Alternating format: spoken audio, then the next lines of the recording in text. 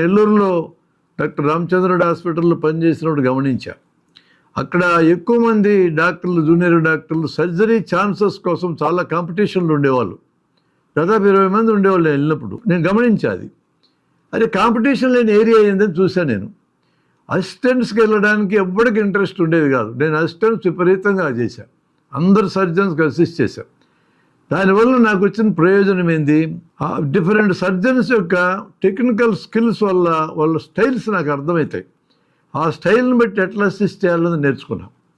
మంచి అసిస్టెంట్గా మారినవాడు ఎవడైనా మంచి సర్జన్ అవుతాడు. ఈ దశ దాటకుండా సడన్గా సర్జన్గా ఎవరైనా ప్రమోట్ అయితే he will become the worst surgeon. కారణం అసిస్టెంట్లోంచి ఏం రాబట్టుకోవాలో అతనికి తెలియదు. అతను అసిస్టెంట్స్ ఫేజ్ కానీ దాటి వచ్చాడు అనుకోండి, అసిస్టెంట్స్ నుంచి ఏమి రాబట్టుకోవాలో తెలుస్తుంది. ఎవరితోనైనా అసిస్టెంట్స్ పెట్టుకొని చేయగలడు. That is how we got trained. మేము అట్లా ట్రైనింగ్ అయినాం. అన్ని రకాల స్పెషాలిటీస్లో ఉన్న బేసిక్ వర్క్ మొత్తం నేర్చుకోగలిగాం. ఎంబీబీఎస్తో కానీ ఆ విధంగా అన్ని స్పెషాలిటీస్లో ఉన్న బేసిక్ వర్క్ నేర్పించడం జరిగితే ఇంతమంది స్పెషలిస్టులు మనకు అక్కర్లా.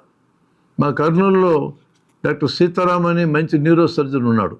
నాకంటే 4 ఏళ్ళు సీనియర్ ఆయన మంచి డాక్టర్. అసలు చాలా ఏళ్ళు ప్రాక్టీసే లేకుండా బయట ప్రాక్టీస్ చేసేవాడు కాదు. హాస్పిటల్లో 4 గంటల దాకా ఉండేవాడు. పేషెంట్తోనూ స్టూడెంట్స్తోనూ గడుపుతూ ఉండేవాడు.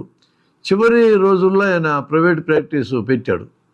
సరే, ఆయన కంపల్షన్స్ ఏంటో మనకు తెలియదు. దాదాపు మధ్యాహ్నం హాస్పిటల్ పని అయినాక 2 గంటలకు వెళ్ళి రాత్రి 11 గంటల దాకా చూసేవాడు. నేను ఒకసారి వెళ్ళి ఆయన్ని కలవడానికి వెళ్ళా క్యాజువల్గా. ఏం సార్ ఎంతమందిని చూస్తావు నువ్వు రోజుకన్నా? 70-80 మందిని చూస్తాను బ్రహ్మారెడ్డి అన్నాడు. ఏమేం కేసులు వస్తాయి సార్ నీ దగ్గరికన్నా? తలనొప్పులు, మెడ నొప్పులు, నడువు నొప్పులు, ఇవన్నీ నువ్వెందుకు సార్ చూడటం? మేము చూస్తాం కదా. నడువు నొప్పి వచ్చి ఆపరేషన్ చేయాలంటే నువ్వు చూసుకోవాలా, మెడ నొప్పికి ఆపరేషన్ నువ్వు చూసుకోవాలా.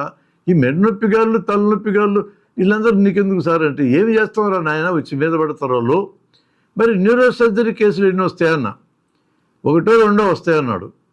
ఆయన చెప్పిన గొప్ప విషయం ఏంటంటే ఆ 1-2 కూడా 60-70 తలకాయ నొప్పులు, నడుము నొప్పుల మధ్యపడి ఒక్కోసారి మిస్ అయితే అన్నాడు. Is this the way we have to use the specialist in this country? ఈ దేశంలో స్పెషలిస్టులు వాడుకునే పద్ధతి ఇదేనా? వాళ్ళని స్పెషలిస్ట్ యాక్టివిటీకి వాడుకోవాలా? రొటీన్ యాక్టివిటీకి కింద ఉండే డాక్టర్లు, ఫ్యామిలీ డాక్టర్ లెవెల్ ఉండోళ్ళు చేయాలా? అసలు ఫ్యామిలీ డాక్టర్ కన్సెప్టే మనం మెడికల్ కాలేజ్లో నేర్పించకపోతే అదే బ్రిటన్ వెళ్ళండి, అమెరికా వెళ్ళండి, స్కాండినేవియన్ దేశాలు వెళ్ళండి, వెస్ట్ యూరోప్లోకి వెళ్ళండి, ప్రతి దేశంలో ఫ్యామిలీ డాక్టర్ కన్సెప్ట్ ఉంది. వాళ్ళు బేసిక్ డిగ్రీ తీసుకున్న తర్వాత if they want to go they opt for family doctor వెళ్ళొచ్చు. దాంట్లోకి వాళ్ళు ఫ్యామిలీ డాక్టర్కి ఇతర స్పెషలిస్టులకు ఉండేంత గౌరవం ఉంటుంది. ఏ రోగి కూడా ఫ్యామిలీ డాక్టర్ని టచ్ చేయకుండా స్పెషలిస్ట్ దగ్గరికి వెళ్ళడానికి లేదు అక్కడ. అది ఎంత అద్భుతంగా ఉంటుందంటే నేషనల్ హెల్త్ సర్వీస్ అని ఉంది బ్రిటన్లో, గవర్నమెంట్ సర్వీస్ అది. జ్వరం వచ్చిందని ఎవరైనా ఆయన పరివ్యూలో ఉన్న 100-150 కుటుంబాల్లో ఎవరైనా ఫోన్ చేసి చెప్తే, అంటే ఫ్యామిలీ డాక్టర్కి 100 నుంచి 150 కుటుంబాలు ఉంటాయి. కుటుంబంలో ఉండే భార్యాభర్త, పిల్లలు అందరూ వ్యక్తిగతంగా తెలిసి ఉంటుంది డాక్టర్కి. దట్ ఈస్ ద లింక్ వాళ్ళకి.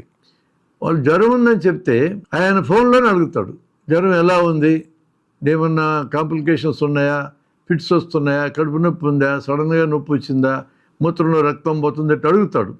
ఏమీ లేవు అని చెప్తే ఫోన్లోనేది షార్ట్ వైరల్ ఫీవర్ నిర్ణయానికి వస్తాడు ఆయన. కేవలం హిస్టరీతో నిర్ణయానికి రాగలడు.